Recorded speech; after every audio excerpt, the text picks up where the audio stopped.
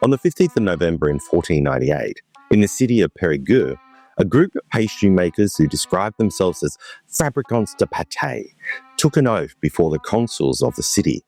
Not just anyone could practice the profession. It was considered too important, too serious, too fundamental to be left unregulated. The Pâté de Périgueux has been taken seriously in this part of France for over 500 years.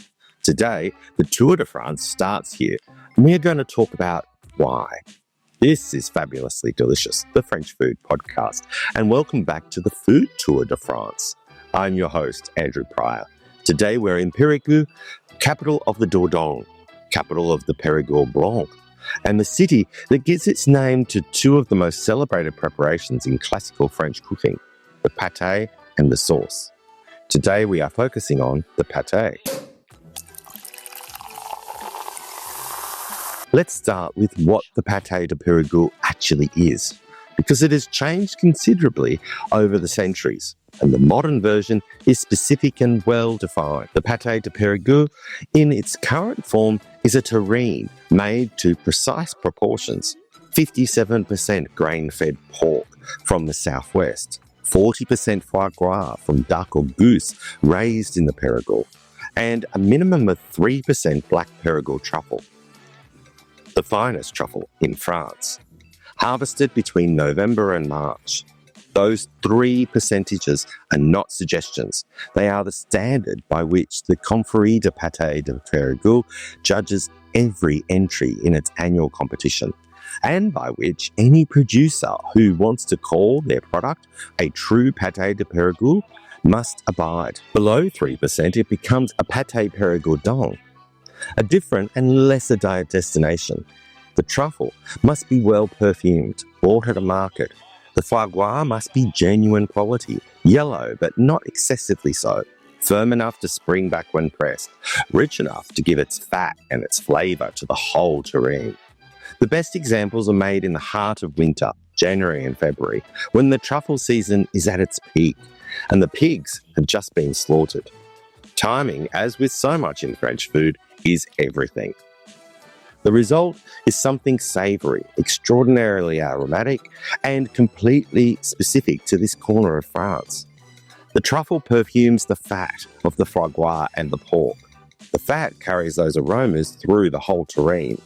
As one producer puts it, what I love about the Pâté de Périgueux is the truffle perfuming the fat of the foie gras and the farce. The marriage of flavours in the mouth is perfect, and it should be eaten, ideally, a year after its date of fabrication, which allows the flavours to develop and mellow and become something more unified than the sum of its part. Simply, with good bread, nothing else required. The history of the pâté is long and genuinely fascinating, and it starts somewhere very different from where it ends up. The original Pâté de Périgueux was not a foie gras pâté. It was a pâté of red partridge, generously truffled and built on game rather than duck liver. The pâté at this point was literally that, a pastry case, a pâté filled with meat and baked in the pastry maker's oven.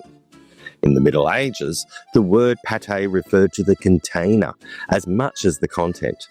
A pastry shell stuffed with various meats, poultry, game, fish, cooked in the baker's oven and eaten hot or cold.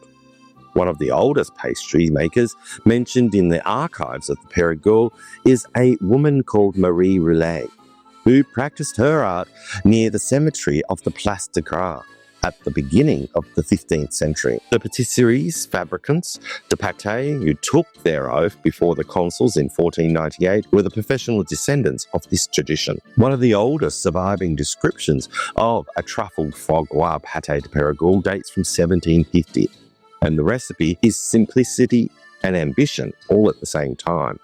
2 pounds of truffles, 12 foie gras, 3 pounds of panais, pork fat, parsley, chives, mushrooms, layers of truffle, layers of foie gras, layers of fat, all mixed with spices and sea salt. It's a dish of extraordinary luxury, built on 2 of the most prized ingredients the landscape produces, layered together with care and patience. By 1803, the Almanach de Gourmand, one of the great gastronomic publications of its age, was writing about the Pâté de Périgueux with unambiguous reverence. Of all the ways of transporting the truffles of the Périgord, it said, that of combining them with duck livers in these succulent terrines is neither the least agreeable nor the most economical. But it is for the gods of the earth that it is to say for wealthy men that such pleasures are reserved. The Confrérie de Pâté de Périgueux was originally founded in the 16th century, suppressed during the Revolution, as so many French confréries were, and revived in 1998, specifically to rescue the Pâté de Périgueux from a period of decline. The annual competition, the Confrérie, organises, given artisanal producers, a reason to keep making the real thing, to the proper proportions, in the proper season, with the proper ingredients.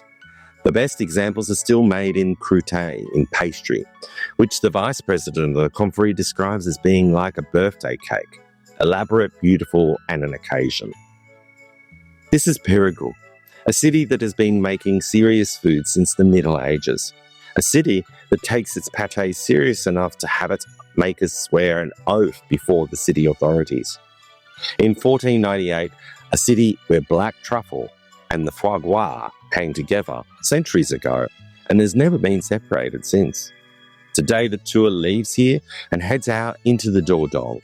And if you are in Périgord for the start of the stage or for any other reason, find a proper Pâté de Périgueux, take it home, wait a year if you can, open it with good bread and no distractions. And remember that you are eating something that has been made in this city in more or less this form for 500 years. That's the Pâté de Périgueux.